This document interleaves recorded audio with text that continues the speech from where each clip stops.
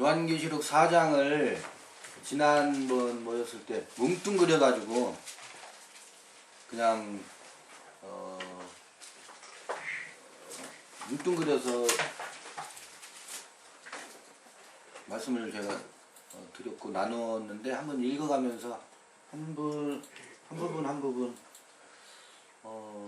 천천히 한 절씩 한번 읽어 가볼게요. 2일 후에 4장 1절이죠.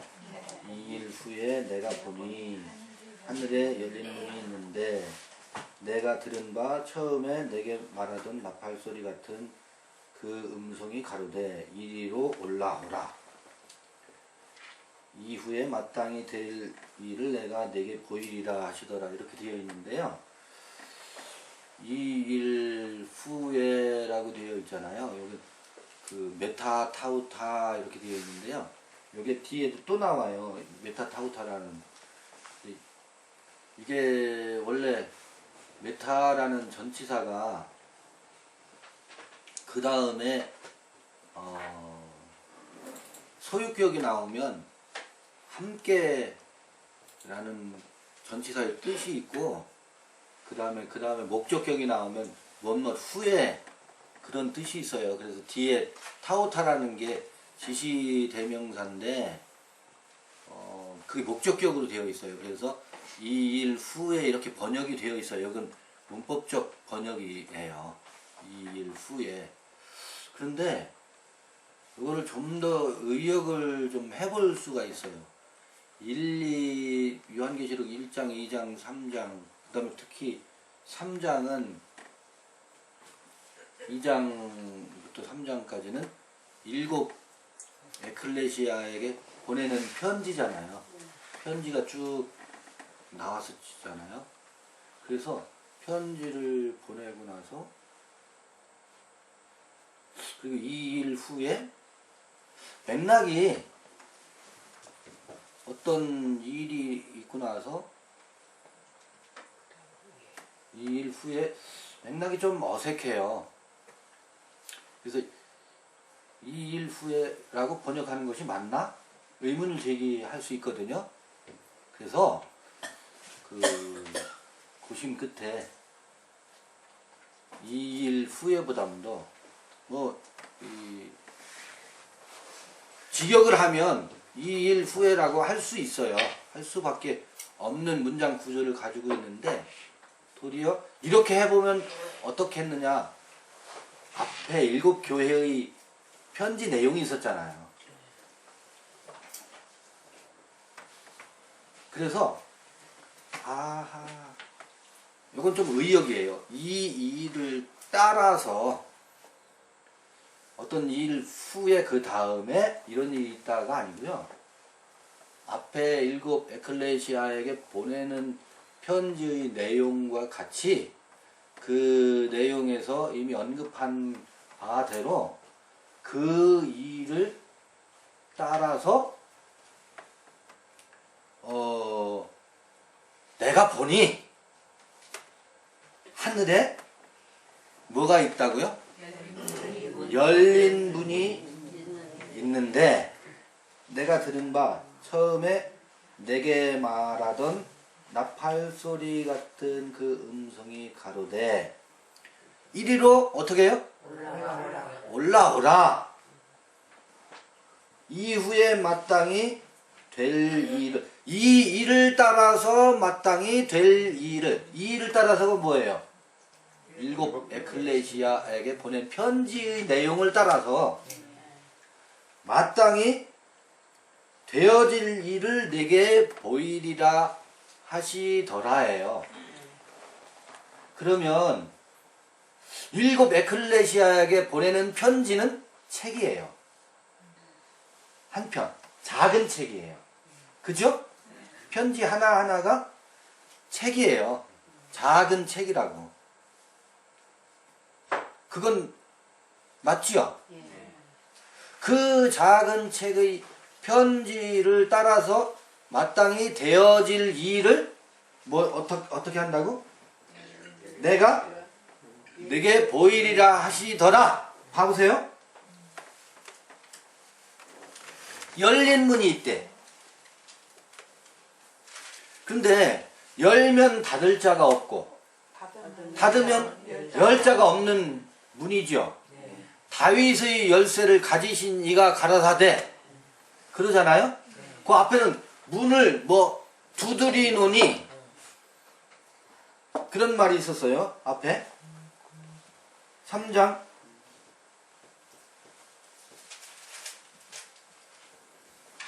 3장 20절 볼지어다 내가 문 밖에 서서 두드리노니 누구든지 내 음성을 듣고 문을 열면 내가 그에게로 들어가 그로 더불어 먹고 그는 나로 더불어 먹으리라 했는데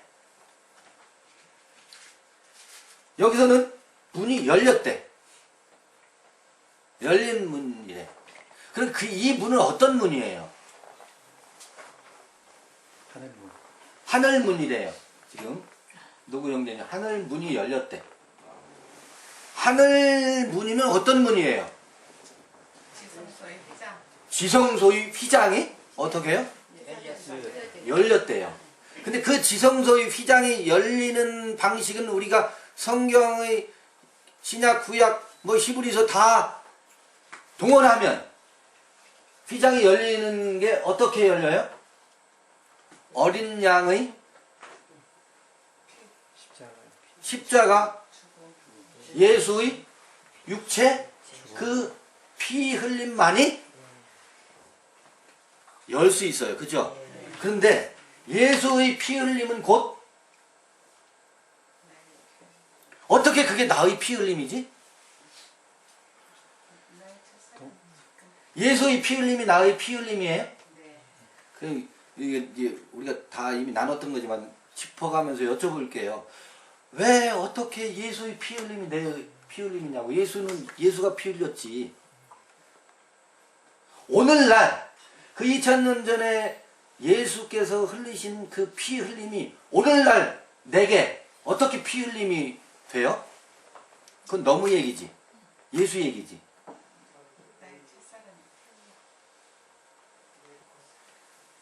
예수가 피를 흘려야 돼요. 2000년 전 그 흘린 피는 뭐고? 그거는 오늘 우리에게 징조이고 오늘 내가 예수는 나의 구주시오 나의 구원자시오 라고 하늘 높이 세우는 그 예수가 다시 피 흘려야 된다니까. 그 예수가 다시 피 흘린다는 얘기는 뭐야? 다시 죽어야 된다. 내가 아주 예수를 위해서 평생 목숨을 바쳐 충성하겠습니다. 그게 나잖아요, 결국. 그 예수가 어떻게? 지금 다시 죽어야 돼. 내게서.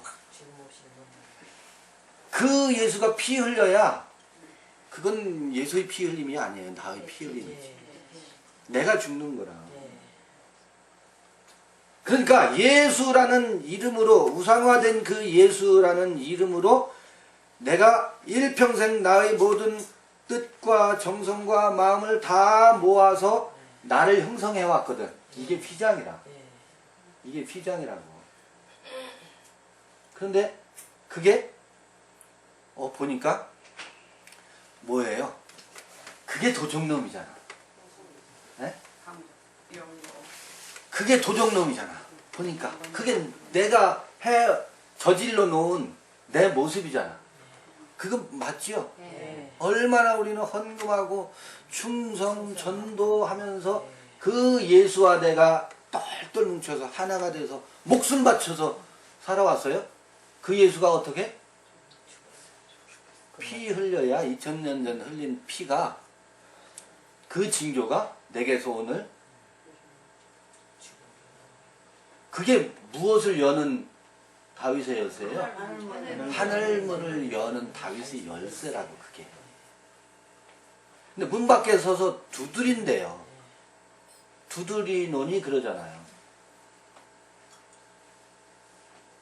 그러니까 우리는 지금 관념에 예수께서 2000년 전에 우리를 대신해서 피 흘리셨다라고 하는 관념만 붙잡고 살고 있었다고.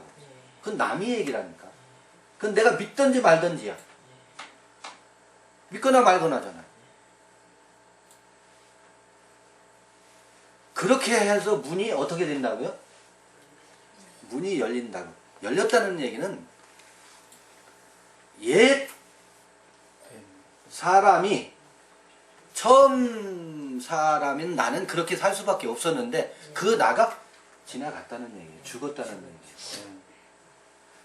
그러면서 휘장이 찢겨지는 것이 문이 열린대요. 열리는 거래요. 그러면 그게 하늘 문이 열리는데요. 그럼 그 하늘이 어디예요? 이 다음에 가는 하늘이 아니라니까. 내 마음의 깊은 곳에 있는 지성소의 문이 열려있는 하나님이 계신 곳이 하늘이잖아요. 그죠? 그럼 분명하죠? 하나님의 좌소가 하늘이잖아. 그게 열린 문이라고. 그런데 이리 올라오래요. 구름 타고 올라가야지. 그죠? 공중휴거. 구름 타고 올라가는 거예요. 구름 타고 올라간다는 이야기가 저 구름 타고 올라가는 게 아닙니다. 수많은 구름과 같은 허다한 증인들이 증언해 놓은 그 말씀과 타고도 메타로 되어 있는데 함께예요. 구름 타고가 아니고 구름과 함께예요. 창세기 1장 1절부터 요한계시록 22장인가요? 21장인가? 하여튼 그 끝까지 허다한 구름 같은 증인들이 증거와 함께 아 그러네 아 그렇구나 그 허다한 증거들과 함께 어디로 올라가요? 이리 올라오라 라고 하는 지성소의 휘장을 열고 그 안으로 들어가 보니 거기 뭐가 있어요? 속죄소가 있어요.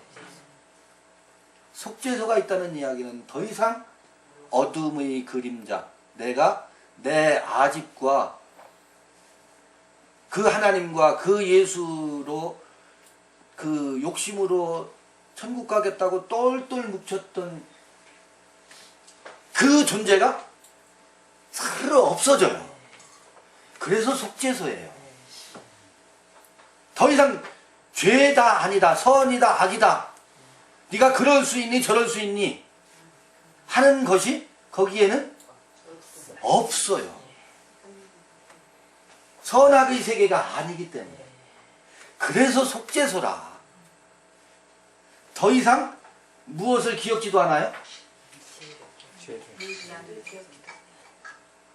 기억할 수가 없어요. 내가 기억을 안 하려는 게 아니고 혹은 내가 나이가 많아서 노쇠해서 이 레테의 강, 망각의 강을 건널려서가 아니라 선악으로 사는 방식이 내게서 떠나갔기 때문에 내가 옛날 그랬지 네가 나한테 그럴 수 있어? 라고 하는 심판의 기능이 어떻게 해요? 없어요. 그래서 기억지도 않습니다. 그래서 속죄소예요.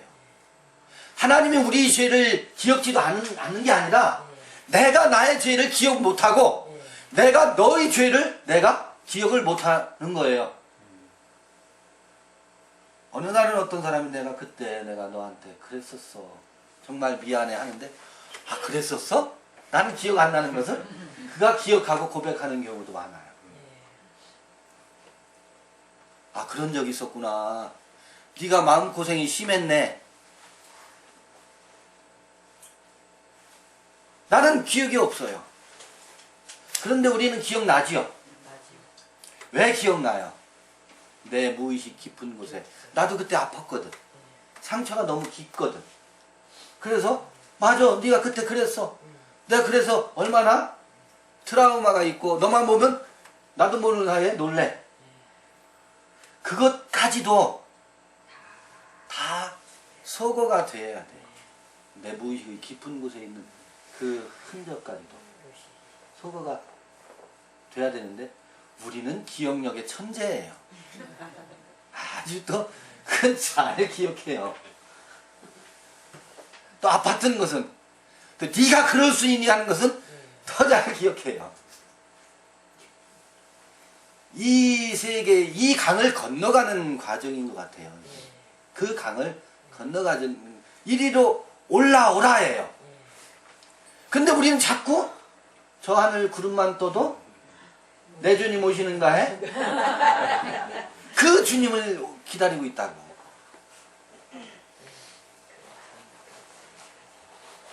그 주님께 충성 봉사한다고 한다고. 그 세계가 지나가는 거죠. 그게 아닙니다. 슬피 울며 이를 갑니다. 안 오십니다. 그렇게. 손오공인가요? 구름 타고 오게? 아니 저 구름을 타고 오게? 그 구름은 그런 구름이 아니라는 거. 그 구름 속에서 들려오는 소리가 있었다 그랬죠? 뭐라고? 이는 내 사랑하는 아들이요 내 기뻐하는 자다. 네가 뭐다? 나의 공주고 왕자다 라는 소리가 구름에서 들려온다고. 어디 창세기 1장 1절에서 그 소리를 들어야 돼요. 지금 요한계시록 4장 1절에서 여러분들에게 들려지는 이는 내 사랑하는 아들이요 내 기뻐하는 자다 라고 하는, 이전의 이 내가 지나가고 새롭게 드러난 나가 두 번째 사람을 향해서 이 허다한 구름 같은 그 많은 증언들, 그 구름 속에서 들려오는 소리는 뭐예요? 네가 내 사랑하는 아들이다. 내 기뻐하는 자다. 이 소리를 성경 읽을 때마다 이게 나네? 그러네. 여기 이건 나를 증거하는 소리였네. 그 소리가 이게 구름 타고 오시는 거예요. 이게 구름과 함께 가잖아요. 갔다가 구름과 함께 오시는 거라고. 가신 그대로 오신대잖아. 사도행전에 가신 그대로 들려오는 게 그게 변화산에서의 메시지의 핵심이에요. 그거를 지금 여기서 그 오심을 영접해야지 저 구름 타고 오시는 것을 기다리고 있다고요. 이게 요한계시록을 잘못 읽어가는 이들의 종교 군상이고 비극입니다. 종교의 비극입니다. 모든 사람들 노예로 만들어 가잖아요. 노예로 만들고 가고 있어요. 충성봉사를 강요하는 아주 이상하게 끌고 가고 있어요. 그래 이리로 올라오라. 이후에 마땅히 될 일을 내가 내게 보이리라 하시더라. 그럼 이후에 마땅히 이 후에라고 되어 있지만 이 메타타우타 이것도 똑같이 아까 2일 후에와 같아요.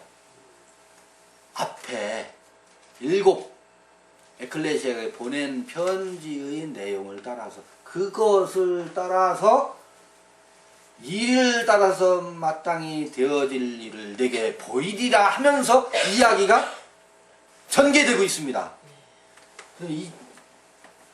물론 이제 나팔소리 같은 큰 음성이 가로되 여러분 지금 이게요 나팔소리 아니면 무슨 소리겠어요? 나팔소리입니다. 내면에서 울리는 큰 나팔소리예요. 그 예수가 떠나가야 된다고 하는 그 하나님이 아니라 하늘의 용이었네. 이게 경천 동지할 나팔소리 아니에요? 그 음성을 들어야 그 음성을 따라서 되어질 일을 이후에 되어질 일을 내게 보이리라 그러죠? 네. 우리에게 보여줘야 돼요. 네. 그래야 이걸 이겨나갈 수 있지. 그 이후에 내가 곧 성령에 감동하였더니 여러분 내가 곧 성령에 감동하였더니를 성령님이 오셔서 우리의 마음을 감동시켜 줘야 돼. 성령님의 또 다른 어떤 외부에 어떤 기운이 확 들어와서 내 마음을 감동시켜 줘야 돼. 자꾸 이러고 있어. 그래. 그게 용이에요. 또 하나. 예.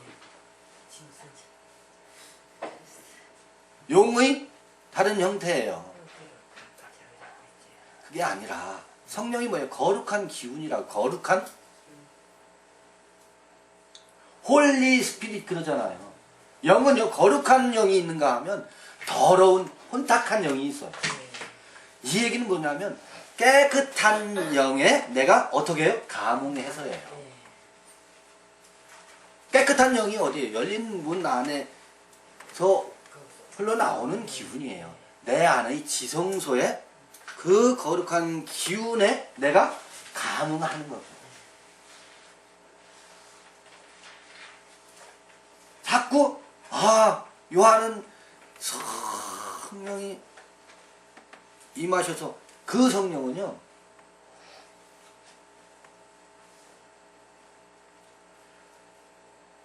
물론 이게 있어요. 이렇게 우리가 집회를 한다거나 모임을 하잖아요. 그럼 일단 외부의 기운이 우리의 감성을 터치를 해요. 제게서 흘러나가는 기운이 여러분들의 어떤 그 감성을 밖에서 터치를 합니다.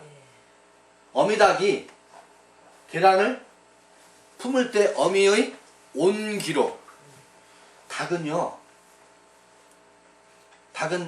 사람보다 체온이 높아요. 그렇죠? 몇 도나 돼, 닭은? 40도 가까이 될 거야, 아마. 39도, 40도.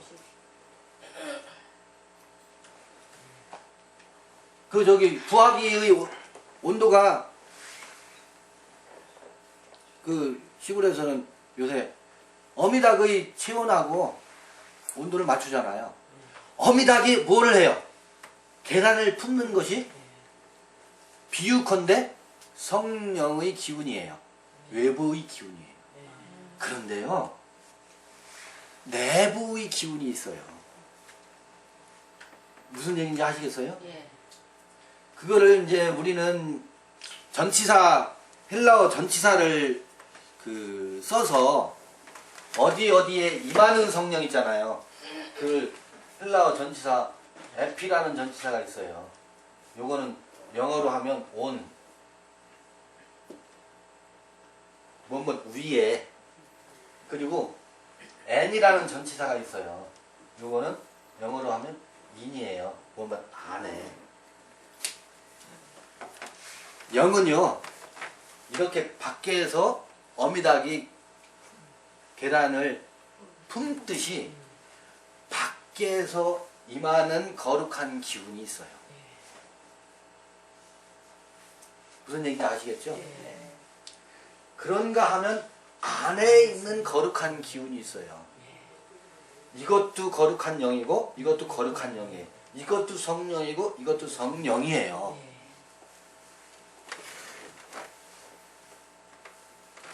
아직 계란이 부화되기 전에는 어떤 기운이, 이 밖에 있는 거룩한 기운이 품고 37일, 21일을 품어줘야 돼요.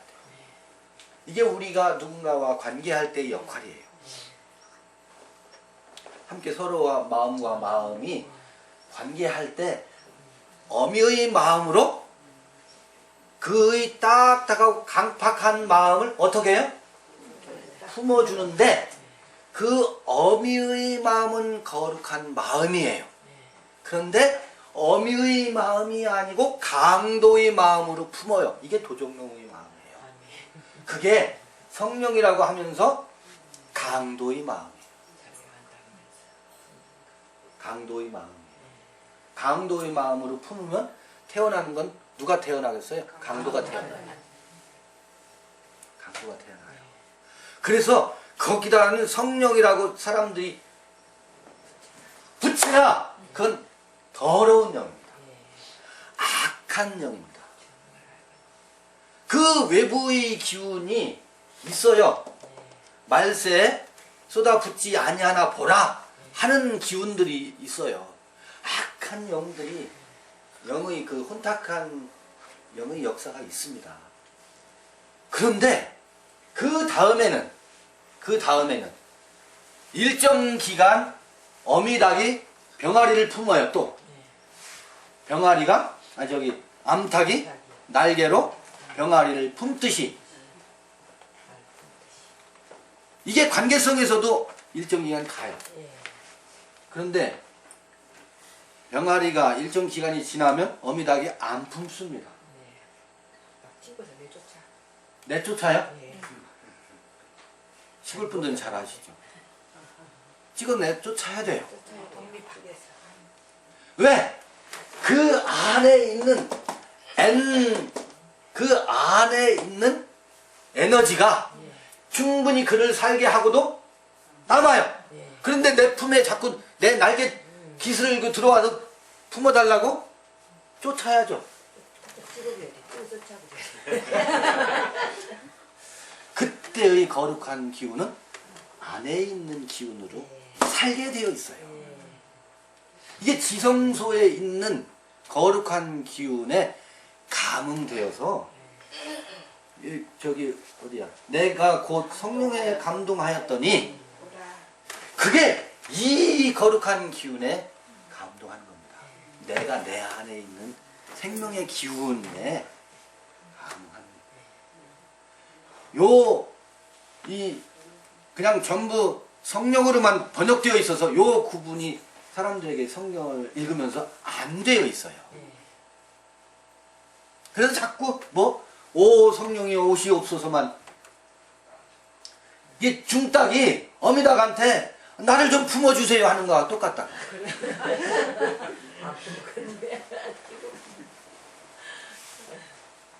그 거룩한 영은 어디에 있는데? 내 안에 있는데. 내 안에 있는 그 거룩한 기운에 내가 어떻게 해요? 감응을 해서 그 기운으로 누군가를 품을 수 있는 넉넉한 그 기운이 밖으로까지 계란을 품고 다른 일을 품을 수 있는 마음의 풍성함이 이 안에 그 씨가 있는데도 불구하고 성령이 오시옵소서만 하고 있어요.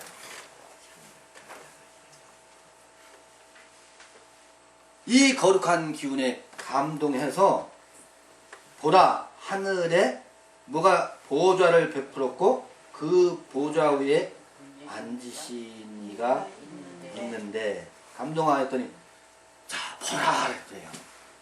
이 보라 하는 것은 이 육신의 물질을 보는 이 육신의 눈으로 보라는 게 아니에요. 마음의 눈으로 보는 거예요. 그런데 마음의 눈으로 보는데도요, 여러분 성경을 읽을 때 머리의 이 지혜로 읽으면 안 읽혀요. 심비에 기록되어 있는 것은 심 안으로 읽어야 돼요. 돌비에 기록되어 있는 것은 무슨 눈으로 읽어요? 머리의 지혜의 눈으로 읽어내려고 해요. 그래서 요건 요런 건데 네가 그럴 수 있니? 율법에 기록되기를 이렇게 기록되어 있는데 돌로 쳐 죽이라 했는데 당신은 어떻게 하겠습니까? 요게 심 안으로 심비에 기록되어 있는 마음의 법에 기록되어 있는 것을 마음으로 읽는 것이 아니라 돌비에 기록되어 있는 것을 머리로 읽고 이런 일을 돌로 치라 했습니다. 그러고 있는 거예요. 그 눈으로 읽기 때문에 그 채찍을 휘둘러요. 성경을 읽고 성경을 가지고 온통 채찍을 휘둘러요. 휘둘러대요. 이게 북인하고 남인하고 싸우는 거나 사색당파하는 거나 똑같아.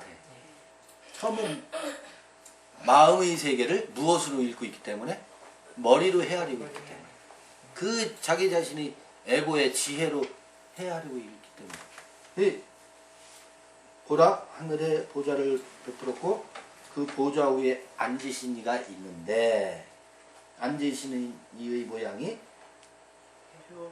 벽옥 같고 홍보석 같고 무지개 같고 보좌에 둘렸는데 그 모양이 녹보석 같더라. 벽옥이 뭐예요? 벽옥. 아무것도 안 섞인. 예, 청자색이에요. 저 하늘. 저 하늘이 청자색이에요. 우리 그 고려 청자 있잖아요. 빛이 색이에요. 저 오늘 새벽에 하늘을 쳐다봤어요. 이 체온 조절이 잘 안 돼서 재채기가 나와가지고 밖에 나가서 하늘을 봤는데 별이 북두칠성하고 별이 하늘에서 막 쏟아져 내리더라고요. 하늘을 봤어요. 하늘에 별이 반짝였어요. 그 하늘의 벼곡, 보석이죠. 하늘이 저 무궁하고 무진한 깊은 하늘은 무엇을 상징할까? 이 빛이 보석은 하늘이 무궁무진한, 그러니까 지금 열린 문이 있어서 이리 오라 하늘 문이 열렸다 그랬잖아요. 제가 이 물질의 하늘을 보면서도 그 기품에 대해서 우리는 탄성을 하고, 그 북두 칠성이 우리의 길라잡이잖아요. 사막을 여행하는 순례자들에게, 바다를 항해하는 어부들의 길라잡이가 저 하늘의 지혜예요. 그 보호자의 모습이 벼곡과 같더래요. 그 다음에 홍보석 같대요. 홍보석, 붉은 보석, 호박 있잖아요. 호박 여성분들이 좋아하죠. 옛날 뭐 마구자에 네, 그 보석.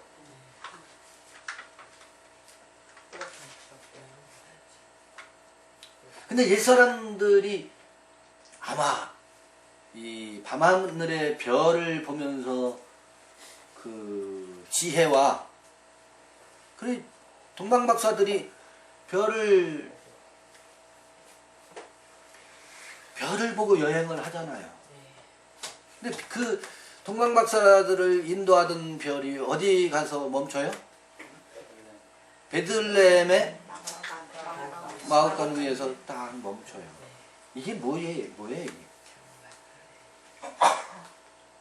별을 좇는, 지혜를 좇는 지혜의 궁극은, 기름 부음 그 모든 지혜의 궁극은 어디에서 맞춰요? 다시 태어나는, 이는 내 사랑하는 아들이요 내 기뻐하는 자다. 마국간에 태어난 아기 예수, 그 기름 부음 어디요? 하늘에서 들려오는, 구름 속에서 들려오는, 다시 오시는 그 기름 부음 앞에 모든 별을 따라 여행하는 여행이 마치면 거기에요. 어디요? 나의 여행은 내게서 맞춰져요.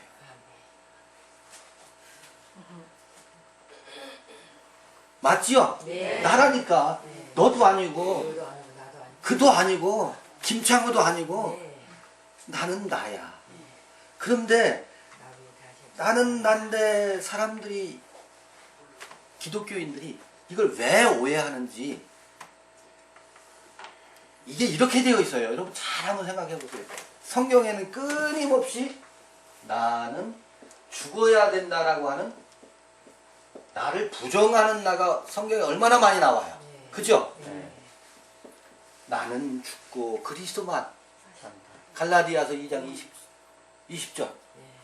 그러니까 부정되어야 되는 나만 읽고, 그래서 오직 그리스도만이야, 오직 주님만이야, 오직 하나님만이야, 거기까지만 알아.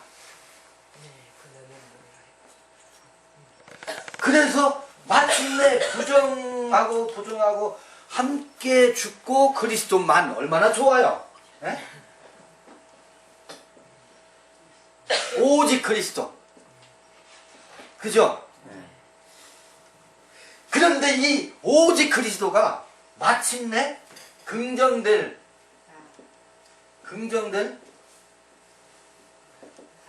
나라고 하는 것을 인정을 하고. 인정을 안 해. 그게 나가 아니고 그 무엇이야. 남이야 남. 예, 나가 아닌 남이야. 그래서 성경을 읽을 때 전부 부정되어야 할 나만 읽다 보니까 긍정될 나를 찾지 못하는 거예요. 그래서 그거는 너지. 너가 드러나고 너가 강조되면 하나님을 대적하는 거고 안티 그리스도고 하나님을 이렇게 되어 있어요. 그래서 이걸 찾지 못해요.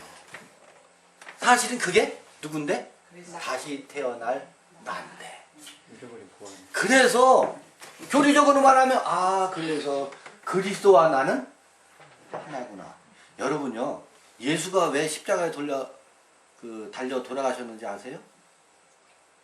나와 아버지는 하나라고 했기 때문에 참남하다라고. 어떻게 내가 하나님과 하나가 될 수 있어요? 말도 안 돼요. 그때 당시의 유대 종교에 의하면 하나님은 우주를 창조하시고 만물을 다스리시고 우리의 생사화 복을 주장하시는 분이라. 그런데 그 아버지가 곧 나래. 이게 말이 돼요? 참남하다고 해서 유대인들에게 종교 재판에 회부됐던 거예요. 회부됐던 거예요. 근데 이 그리스도가 나. 그러니까 또 이제 이렇게 가요. 내가 그리스도니까 너희들은 나를 따르라. 나를 쫓아야 구원 받는다. 이렇게 가고 있어. 내가 그리스도면 너도 그리스도란 말이야. 어떤 너? 열린 문에서 들려오는 내 안의 지성소, 내 안의 그리스도, 내 안의 하나님이 바로 당신입니다. 이게 가야 되는데 너희들은 나를 쫓아야 되고 내가 그리스도래. 이게 신흥종교를 창조해가는 대한민국의 수많은 신흥종파의 기술자들이에요. 한국에는 그게 잘 돼요. 그 장사가. 제가요 거기까지만 갔었어야 됐어요. 그 장사를 했어야 여기서 이렇게 안 모이지. 정말 그래요. 성전에서 장난하는 거다 같은데. 내가 그리스도라는 얘기는 당신 안에 있는 새로 태어나는 그 기름 부음이 바로 당신입니다. 그걸 믿으시라니까요 하는 거거든. 그와 당신이 하나다. 그게 당신의 당신됨이고 당신의 온전한 모습이다. 왜 그거를 버리고 왜 누군가를 좇으려고 하느냐. 자꾸 용을 섬기려고 하느냐. 그 용은 하늘에서 떨어져 내려야 된다. 이게 당신의 당신됨입니다. 이게 기름 부음입니다. 당신 안에 있는 아까 내주하는 거룩함이라고. 어떤 영이 아니야. 어떤 영이 아니라고요. 우리 거룩한 영인데 민순심 자매의 독특함과 그 아이덴티티를 부정하지 않아요. 그 모습을 타고 그대로 드러나는 거룩함이라고. 그걸 일컬어서 뭐라고 하는 건 성령이라고 해요. 그게 성령이지 어떤 외부의 기운이 아니라니까. 그걸 거룩한 영이라고 해요. 전 그래서 자꾸 성령이라는 말을 쓰고 싶지가 않아요. 성령하면 우리가 딱 불길 같은 성령이요. 뜨거워야 되고. 불같이 아니에요. 여러분 안에 있는 열린 문 안에서 흘러나오는 생명의 기운이요. 그걸 뭐라고 하냐면 거룩한 기운이라고 할 수 있어요. 그걸 거룩한 영이라고 한다고. 그걸 거룩한 영이라고 한다고. 그런데 육신에 속해서 그 욕망을 추구하는 자기 이기심을 추구하는 영이 있어요. 그게 아카다르토스 푸뉴마에서 더러운 영이라고 합니다. 우리는 더러운 영을 좇을 수도 있고 거룩한 영을 좇을 수도 있어요. 거룩한 영이 오시옵소서가 아니고 내 안에 있는 그 거룩한 영을 내가 좇을 수도 있고, 이게 너무너무 확연하게 구분이 되지 않아요? 분명하지 않나요? 이것만이 우리를 우리 되게 하고요. 우리의 주변에 온통 혼탁한 기운으로 가득하잖아요. 그것을 밀어낼 수 있는 창조의 에너지예요. 근데 그게 아버지라고 하는 이유는 그게 나를 나되게 하거든. 그래서 그게 나를 나되게 해서 그게 나를 새롭게 낳게 하는 원동력이라. 그러니까 그게 나의 근원이잖아요. 그러니까 나를 나되게 하는 새로운 생명의 씨잖아요. 그래서 아버지예요. 그래서 아버지라고 하는 거라고. 그래서 나와 아버지는 하나다라고 말하는 거예요. 그 아버지는 저 아버지가 아니라니까. 참남하다라는 말을 예수가 들었어요. 이래서 이런 원리 때문에 그게 들려졌었거든. 그렇게 근데 그 모습이요 벽옥과 같대요. 벽옥과 같은 거예요. 정말 그 안에는 지혜의 보고예요. 지혜의 보고예요. 그리고 홍옥과 같아요. 홍만호와 같고 홍옥과 같아요. 왜 그러냐면 어린 양의 피 흘림만이 그 문을 열 수 있고, 그 피 흘림만이 그 생명의 기운을 뭐 할 수 있기 때문에, 끊임없이 새롭게 나을 수 있기 때문에 피의 색깔이 홍보석이라니까. 이걸 바울식으로 표현하면 십자가의 미련한 도라. 십자가의 미련한 도가 뭐라고? 홍보석이라니까. 홍보석 맞나요? 홍보석이라니까. 그리고요, 거기에는 그 보좌에는 뭐가 들려있다고? 무지개가 들려있대요. 무지개는 새 언약의 징표였었죠. 그 물 심판 후에, 그러니까 노아의 홍수 이후에 무지개 언약이 새롭게 둘러지잖아요. 무지개 언약이라는 게 뭐예요? 홍수 심판 후에요. 열린 문 이후에 새 언약이에요.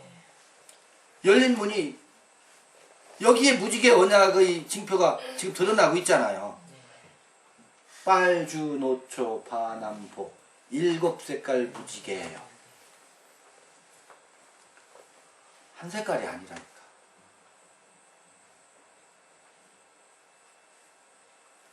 함께 나누어서 여기서 김창훈은 김창훈 색깔을 내요. 저는 누구의 색깔을 못 내요. 저는 제 색깔만 내요. 근데 우리 민순자 자매님은 누구의 색깔을 내요? 자기 색깔. 근데요, 희한한 게 있어요. 자기 색깔을 내는데 충돌하지가 않아요. 충돌하지가 않아요. 어디는 아까 잠깐 교제하는데 그러시대. 자기 색깔을 냈다가 하면 쫓겨난다고. 누구의 색깔만, 한 사람의 색깔만 내야 된대. 다른 색깔이 나오면 어떻다고? 쫓겨난대. 새 언약의 세계에서는 각자의 색깔이 나오되 아울러지는 거. 그게 무지개 언약으로. 무지개는 활의 모습을 하고 있죠? 활의 모습을 하고 있어요. 그죠? 활이 뭐예요, 여러분? 쏘는 거예요. 무지개는요, 쏘질 않아요. 뒤에 봐보세요. 활을 쏘는 자가 나와요. 근데 봐보세요. 전부 쏘는 자들이에요. 화살을 쏘아야 된다고. 종교인들이. 예. 너 왜 그렇게 하나님의 말씀이 그게 아니야. 전부 화살을 쏘는 사람들이에요. 그런데 이리 올라오라. 그 보좌에 벼곡이 있고 홍보석이 있고 무지개가 둘려있는 그곳은 그 말씀은 그게 아니고 이런 말씀이야 하고 화살을 쏘아대지 않습니다. 새 생명의 언약인 말이에요. 이게 양심의 세계가 아니라니까요. 무지개 언약의 새 생명의 언약의 세계라. 거룩한 영으로 품고 이해하는 게 있어요. 이해하는 것만 있어요. 아직 그가 거기에 미치지 못하면 기다림밖에 없어요. 채찍을 휘둘러대지 않습니다. 기다림밖에 없어요. 품는 것밖에 없어요. 마음으로 마음을 품어야 돼요. 마음을 품어야 돼요. 우리가 마음으로 마음을 품어야 돼요. 그 안에 있는 거룩함이 그에게 일깨워질 때까지. 그 무지개가 들렸다 그랬어요. 그 보좌에.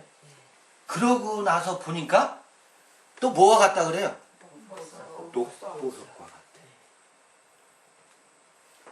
같아. 이 비유가 기가 막혀요. 봐요. 벼곡과 같고 이게 하늘의 모습이야. 홍보석과 같고 이것도 저녁 노을이야. 이것도 하늘의 모습이야. 무지개가 둘렀어. 이것도 하늘의 모습이야. 하늘의 무지개가 떴어. 녹보석은 땅의 모습이야. 녹보석은 땅의 모습이야. 그렇게 보좌가 봐보세요. 하늘의 기운이 그렇게 가득 차서 땅을 향해서 비추잖아요. 땅의 생명의 풍성함이 녹음입니다. 녹음방초. 생명의 기운이 땅에서, 그러니까 에피의 기운으로 품었더니, 그 하늘의 기운으로 품었더니 강팍한 그 마음이 거룩한 마음으로, 부드러운 마음으로 바뀌어서 거기서 뭐가 올라와요? 생명의 기운이 막 솟아올라와요. 그게 녹색 기운이에요. 그게 생명의 세계의 생명의 기운입니다. 이게 뭐예요? 똑보석이지. 그게 보석이, 뭐가 보석이었어요?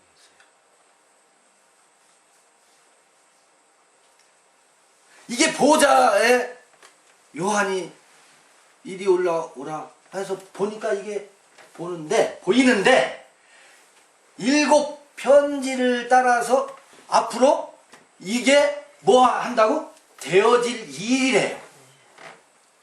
되어질 일을 보여주고 예언하고 있잖아요. 누구에게서? 우리 각자에게서 되어질 일을 이 마음의 세계에서 열어주고 나아가 되면, 내가 비록 호미를 들고 고구마를 캐고 있다 할지라도 육신의 몸은 내 마음의 궁전문이 열리고 그 내 마음의 하늘이 열리면 내 마음의 땅에 생명의 기운이 가득해서 녹음 방초가 우거지면 그게 나라고, 그게 기름 부음이고, 그게 그리스도고, 그게 여러분이에요. 그게 우리가 늘 귀를 기울이고 귀의해야 하는, 우리가 돌아가야 하는 우리의 난 곳이고 돌아가야 할 고향입니다. 우리 만나서 그곳을 향해서 자꾸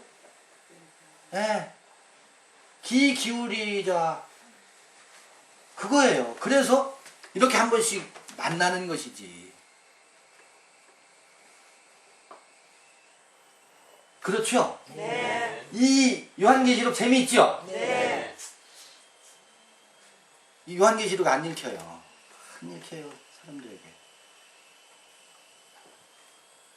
그런데요, 열리잖아요. 열렸어요.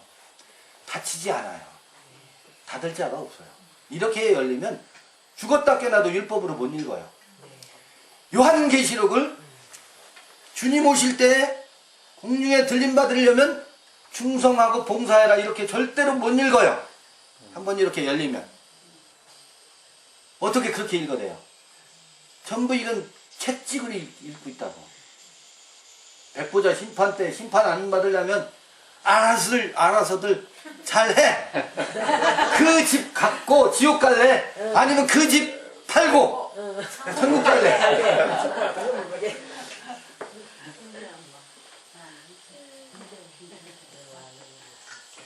여러분 집 팔지 마세요. 할 것도 없어요. 벌써 팔아버렸어요. 물 건널 때, 물 건너기 전에 다 팔아버렸어요. 다 팔아버린 사람들이 속았구나 하고 이 자리에 와 있어요. 우리가 농락당했구나. 근데 이리와 늑대들이 여전히 그것을 팔도록 강요하고 있습니다. 강도들이. 참 기가 막힌 강도예요. 그러니까 저는 여러분이 알아서 팔았지 여러분들한테 팔아가지고 가져오라 한 적이 없어.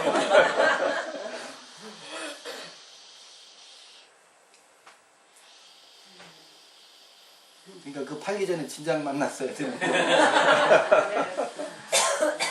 내가 안 그래서 못 만났죠. 또 4절 보좌에 둘려 24보좌들이 있고 그래요. 그 보좌들 위에 24장로들이 흰옷을 입고 머리에 금면류관을 쓰고 앉아 있더라. 24자리가 있대요. 뭐 하늘에 보면은요 전갈 자리가 있고 사자 자리가 있고 물론 이제 우리가 붙인 이름이지만 북두 칠성이 있고 큰 곰, 작은 곰.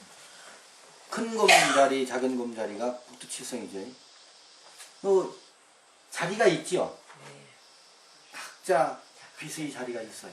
어제 얘기한 것처럼 한양에는 남대문이 있고 동대문이 있고 북대문이 있고 서대문이 있어요. 흥인지문이 있고 숭례문이 있고 돈의문이 있고 홍지문이 있어요.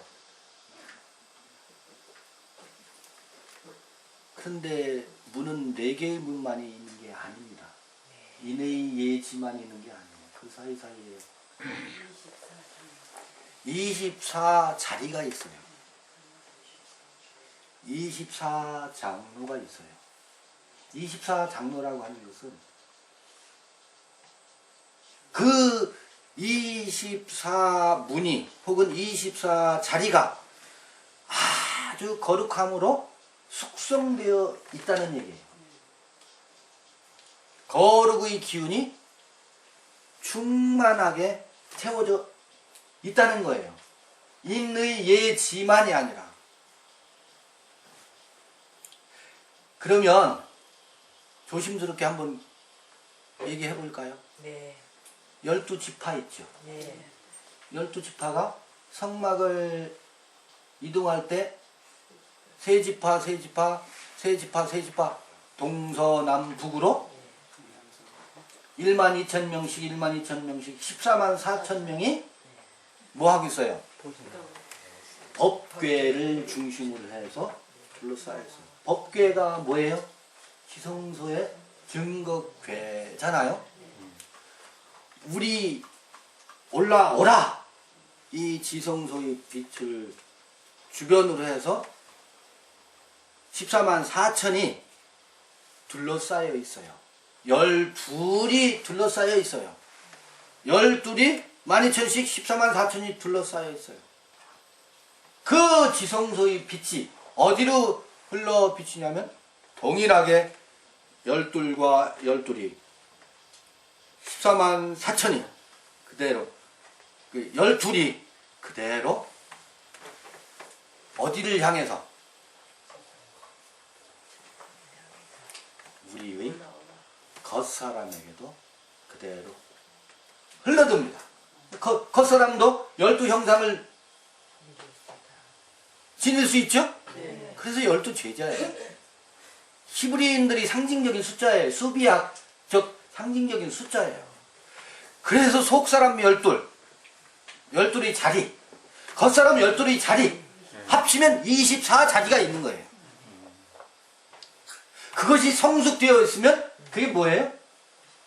24 금면류관을 쓰고 있는 금면류관은 뭐예요? 생명의 면류관, 믿음의 면류관을 쓰고 있는 24자리가 되는 겁니다.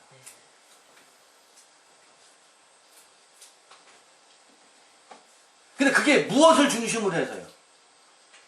예, 이 보좌를 중심으로 해서 지성소에 새 귀물이 있는 법궤를 중심으로 해서 그게 있는 겁니다. 우리의 속사람과 겉사람이 하나 되어 있는 형상이에요. 비유라고. 그 비유라고.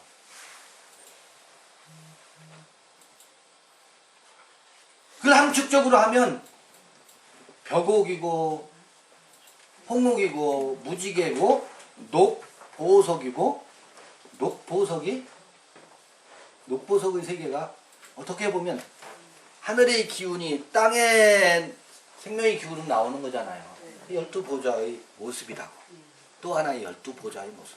하늘의 12보좌, 땅의 12보좌. 그런데 어디가 하늘이고 어디가 땅인지, 어디가 그 땅이 하늘이요, 하늘이 땅이고, 이게 위에 있는 예루살렘이 우리를 덧입는 모습이라고요. 24개는 위에 있는 예루살렘이 우리를 덧입히는 형상입니다. 그래서 하늘에서 그 예루살렘 성이 내려오는 겁니다. 그는 내 지성소의 거룩함이 우리의 겉사람에까지 덧입혀지는 모습이라고. 이게 양심의 선악의 세계로 이룰 수 있는 거냐고요. 이루어지지가 않습니다. 선악의 세계에서는 이 생명의 세계가 구현될 수가 없어요. 내 에너지만 소진되지.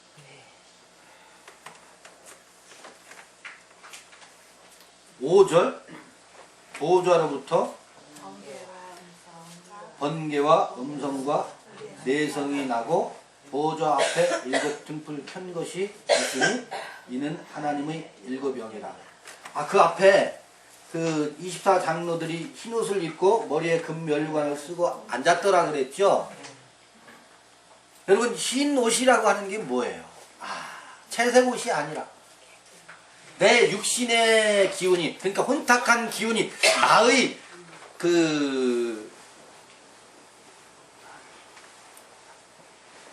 이기적인 기운이 옷을 더럽히지 않은 거예요.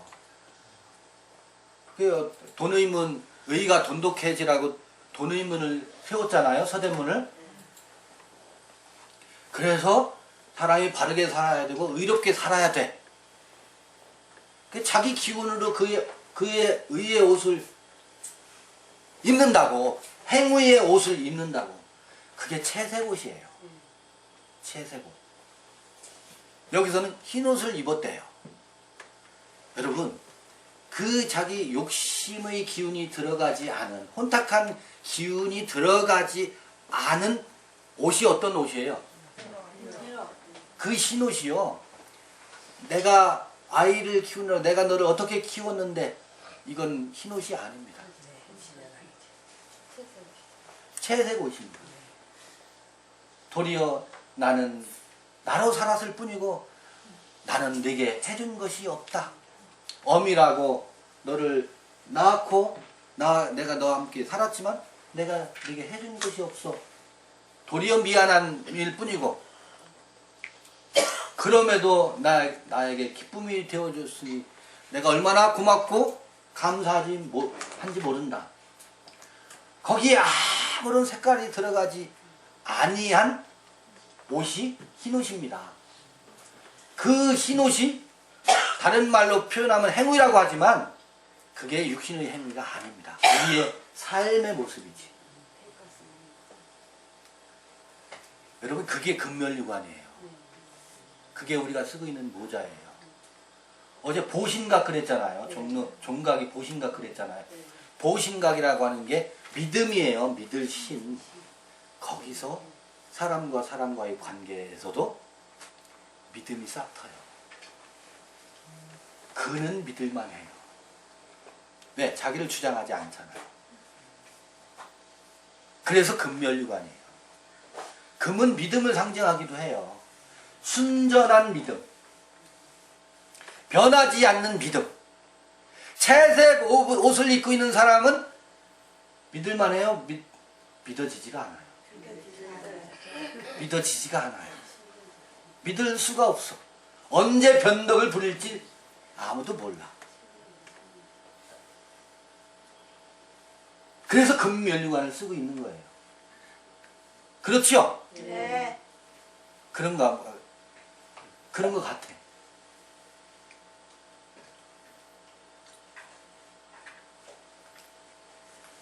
그러니까 지금 이제 머리에 금멸류관을 쓰고 앉았더라. 보좌로부터 번개와 음성과 내성이 나고 보좌 앞에 7 등불 켠 것이 있으니 이는 하나님의 7 영이라. 이게 보좌로부터 번개와 음성과 내성이 난다 그러잖아요. 이게 내가 나로 살아가는 비결이에요. 내 내면의 깊은 지성소의 빛에서 빛이 흘러나와요. 번개가 친다니까요.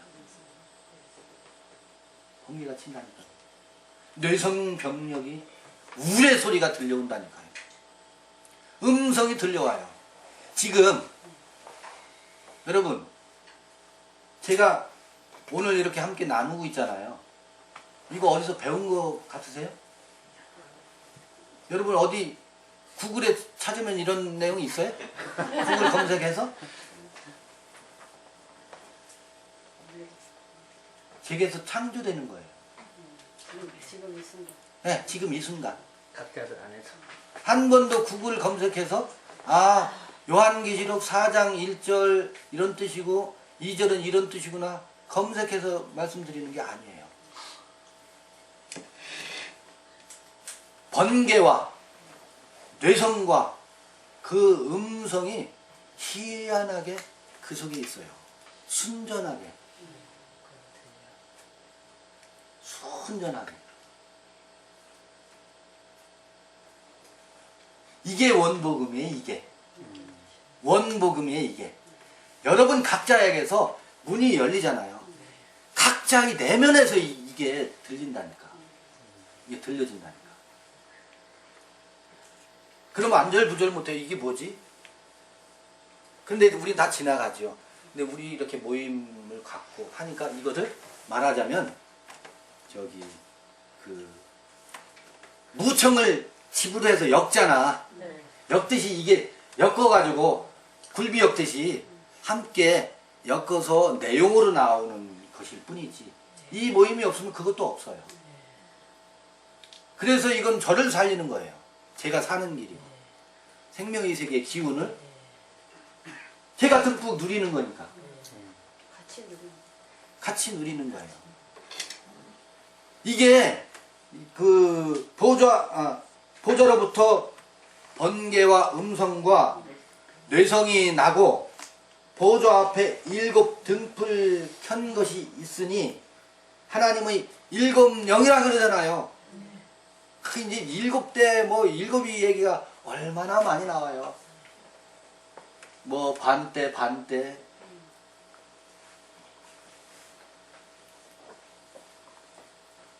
요한계시록에 많이 나온다고. 7영이래요. 7영은 창세기 1장에서 7영에 대해서 너무너무 자세히 나와 있어서 기가 막히게 주석해주고 있어. 근데 용의 7일 창조로만 생각하고 있어서 안 읽혀지는 거예요. 그게 사실은 이 7영, 7 등불, 7 별의 이야기인데 그 7 등불 켠 것이 있대요. 우린 지금 7 등불 앞에 있는 겁니다. 7 등불 앞에 있는 겁니다. 7명이 우리 안에 지금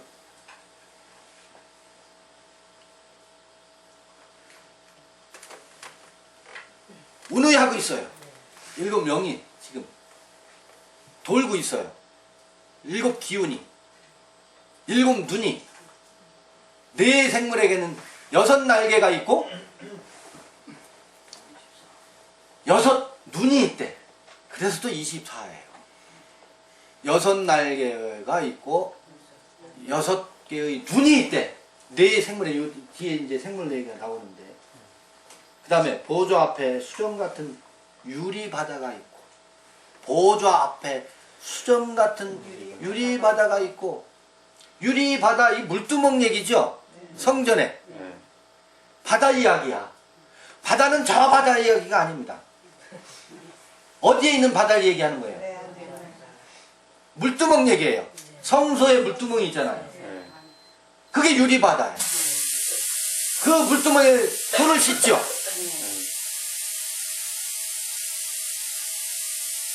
유리바다와 같아요.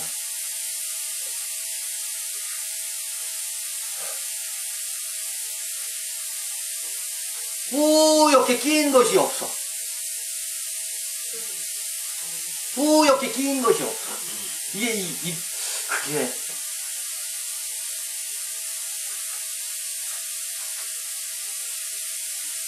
억지가 없어요. 억지가 투명한 유리바다와 같습니다.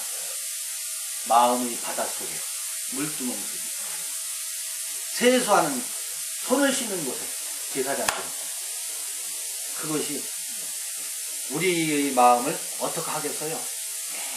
깨끗한 유리바다와 같이 씻어주는 바다지.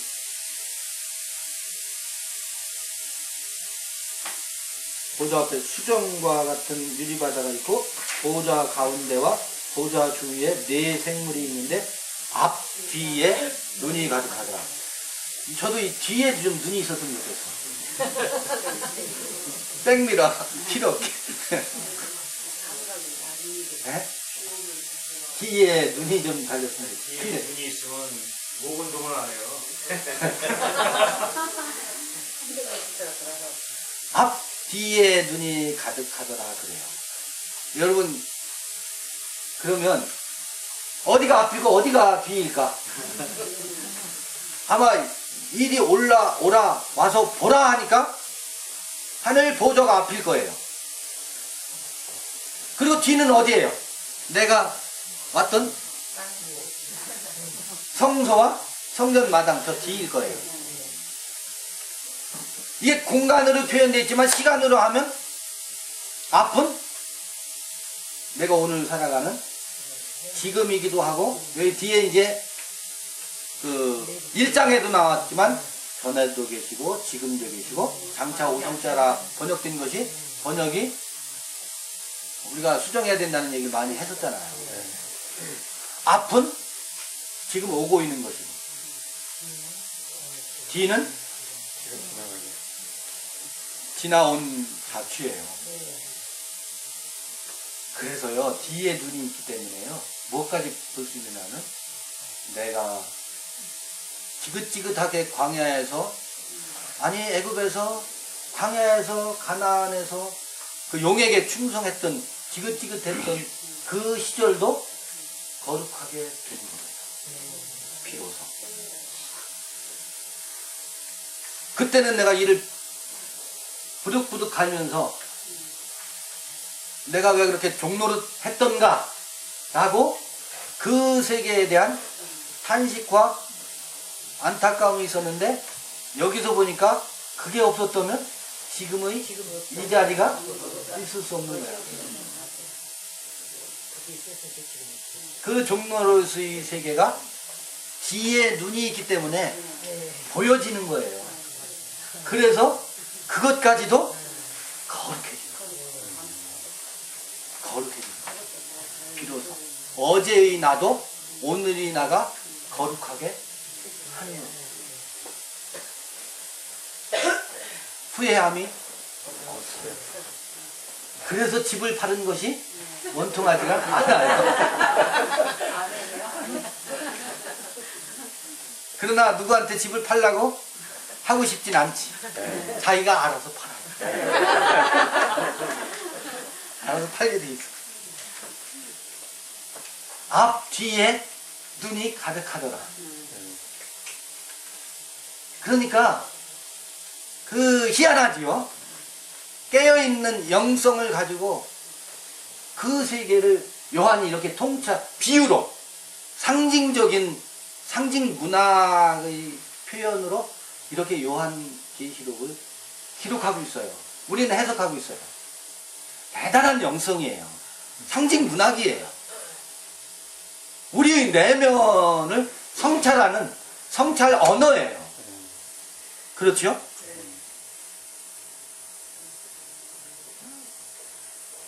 그런데 날개가 있대, 6날개가.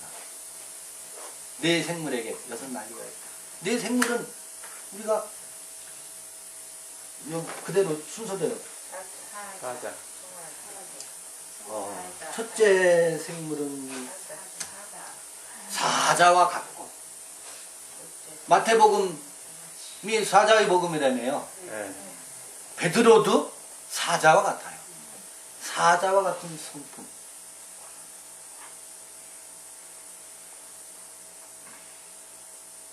그렇죠? 저돌적이죠.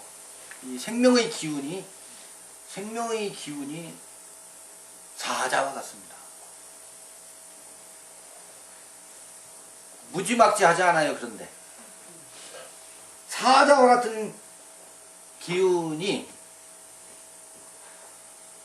있는가 하면 또 하나는 송아지와 같아요. 송아지와 맞물리는 게 홍보석입니다. 송아지는 부의 상징이기도 하고, 그러니까 어디에서는 저쪽에서는 부의 상징이에요. 원래 소가 농사를 짓고 농사를 개간하고 하는데 우리 이 집짐승으로 키우잖아요. 집짐승으로 키우는 동물이 송아지잖아요. 그리고 송아지는 광야에서 송아지 우상을 만들잖아요. 풍요의 농경 문화에서는, 농경 신화 속에는 송아지가 풍요의 상징이에요. 그런데 생명의 세계에서는 희생제물의 상징입니다. 피 흘림의 상징이고, 그 둘이 신화에서도 뚜렷이 구분돼요. 그렇죠? 송아지와 같대요. 사자와 같고 송아지와 같고, 그 다음에 셋째 생물은 얼굴이 사람과 같대. 사람이라고 안 하고 사람과 같대. 안드로포스와 같대. 사람과 같고 독수리와 같대요. 네 생물이 나와요. 이렇게. 이게 동서남북의 기운이에요. 인의 예지로 이 동양에서 말한 것과 같은 기운이에요. 비유예요. 생명의 왕성함을 한 생물로 표현하지 않아요. 인자와 같은 게 뭐예요? 인자, 사람과 같은 게 이게 다. 근데 보세요. 독수리와 같아요. 독수리는 뭐를 상징해요? 독수리는 하늘을 올라가서 쫙 날개를 펴고 땅 아래를 조망한다 그러잖아요. 바라본다가 세조자예요. 저 하늘에서 요새 저기 뭐지? 이거 띄우는 거. 드론으로 촬영을 하잖아요. 위에서, 하늘 위에서 딱 촬영을 하잖아요. 하늘에서 아래를 내려다 봐보세요. 우리 김순양 씨 시에도 나오대. 비행기 아래서 내려다보니까 온통 구불구불한 길, 이런 길 저런 길, 거기서 내가 옳다 아웅다웅. 얼마나 웃겨요? 이게 선이고 이게 악이다. 하늘 위에서 봐보세요. 똑같은 생명의 세계인데 여기서는 막, 그러니까 독수리의 지혜거든요. 하늘 위에서 조망하는, 내려다 보이는 그 지혜와 그 지혜로 사자의 그 기운으로만 치닫지 않는다고. 거기에는 반드시 송아지의 형상이 같이 있다고요. 피 흘림의 형상이 같이 있다고. 이게 인자와 같은 거예요. 사람과 같음이 이 보좌 주변의 기운이에요. 그런데 이 네 생물에게 네 날개가 있고 또 여섯 눈이 있대. 여섯 눈이 있대. 그게 24장로의 모습이라고. 24장로의 모습이라고. 사륙은 24잖아요. 그 일곱 영이라고요, 이게. 일곱 영의 기운을 이렇게 네 생물과 그 여섯 날개와 여섯 눈으로도 표현된다.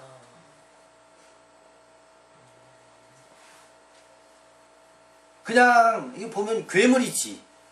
괴물이잖아요. 어떻게 이런 표현이 가능하겠어요? 이렇게 우리의 내면의 세계에 생명의 왕성함과 거룩한 그 지성소의 모습을 이렇게 담아서 표현하는데, 이것은 전부 다 구약에 영향을 받아서 이런 표현들을 합니다. 에스겔서라든지 이사야서라든지.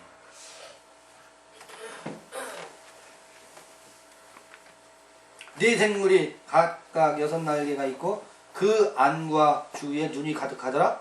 그들이 밤낮 쉬지 않고 이르기를 뭐다? 거룩하다, 거룩하다, 거룩하다. 주 하나님 곧 전능하시며 전에도 계셨고 이제도 계시고 장차 오실 자라 하고, 그 생물들이 영광과 존귀와 감사를 보좌에 앉으사 세세토록 사시는 이에게 돌릴 때에 24장로들이 보좌에 앉으신 이 앞에 엎드려 세세토록 사시는 이에게 경배하고 자기의 면류관을 보좌 앞에 던지며 가로되, 우리 주 하나님이여 영광과 존귀와 능력을 받으시는 것이 합당하오니 주께서 만물을 지으시니라. 만물이 주의 뜻대로 있었고 그 지으심을 받았나이다 하더라. 거룩하다, 거룩하다, 거룩하다. 무엇이? 그 보좌에 앉으신 이를 향해서, 그 보좌에 앉으신 이를 히브리인들 방식으로 풀어 써볼게요. 보좌에 앉으신 이, 이렇게 하니까 한 개체죠. 개체처럼 들리죠. 그걸 풀어 써볼게요. 여기 표현 안 돼. 그게 아론의 쌍난 지팡이라니까. 만나 하나입니다. 감추인 만나라니까. 철저히 감춰있죠. 그 다음에 증거구야. 거룩하다, 거룩하다, 거룩하다. 세 개가 그렇다. 그것이 그 분이다. 하나님이요 기름 부음이고 속죄소고 이게 거룩하다, 거룩하다, 거룩하다. 어디에 있어요? 여러분들이 모습입니다. 여러분들이 참 모습입니다. 여러분들이 진짜 모습이라고. 근데 그가 전에도 계셨고 이제도 계시고 장차 오실 자라 이게 아니라니까.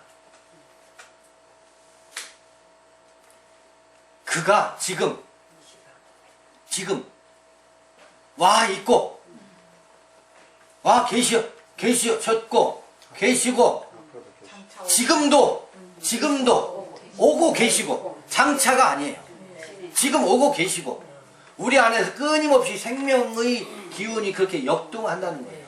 그것이 만물을 창조하는 창조 잘하는 거예요. 나를 나 되게 창조하는 거예요. 나를 나 되게 창조한다고. 만물은 저 밖에 있는 게 아닙니다. 내 안에 하늘과 땅이 있어요. 내 안에 하늘과 땅이 있어서 내 안에 만물을 볼까요? 아까 네 생물 있죠. 땅의 생물도 있었어요. 사자 땅의 생물이죠. 송아지 땅의 생물이에요. 독수리 공중의 생물이에요. 인자와 같다 그랬잖아요. 녹보석 뭐예요? 땅에 있는 보석이에요. 그것을 뭐 하시는 자라고? 그가 창조하는 자라고. 만물을 창조하는 자라고. 언제? 이제도 지금 현재 진행형으로 오고 있는 그것을 지금 어떻게 창조하고 있는 창조자라고요. 그거를 향해서 우리는 존귀와 영광 그리고 뭐예요? 면류관을 보호자를 향해서 장로들이 던졌다고 하는데 이거를 우리식으로 표현하면 끊임없이 우리가 무엇을 향해서 법궤를 중심으로 해서 지성소의 거룩한 기운을 중심으로 해서 우리가 생명으로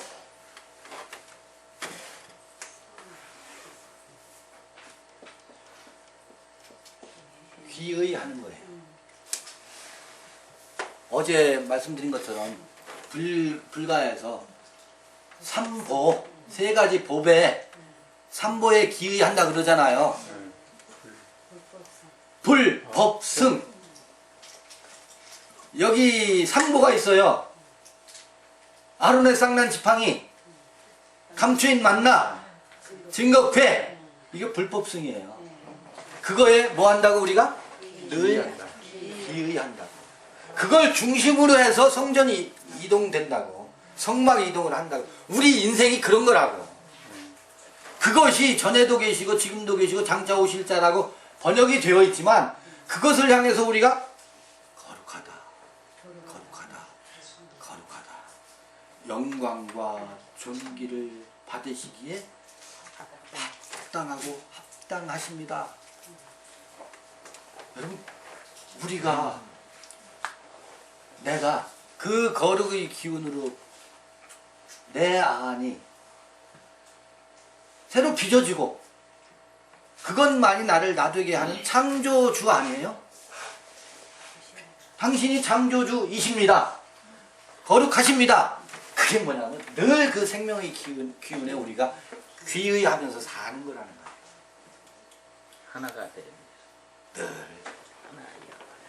늘 물론 이제 돌아가면 뭐 이웃집하고 100원 더 줬어, 더 왔어, 돌려줄게 이거 하지만 그러다가도 다시 이 삼보의 이 귀한 보배로운 기운에 우리의 마음을 다시 돌이키고 사는 것이 우리의 삶이라는 거예요.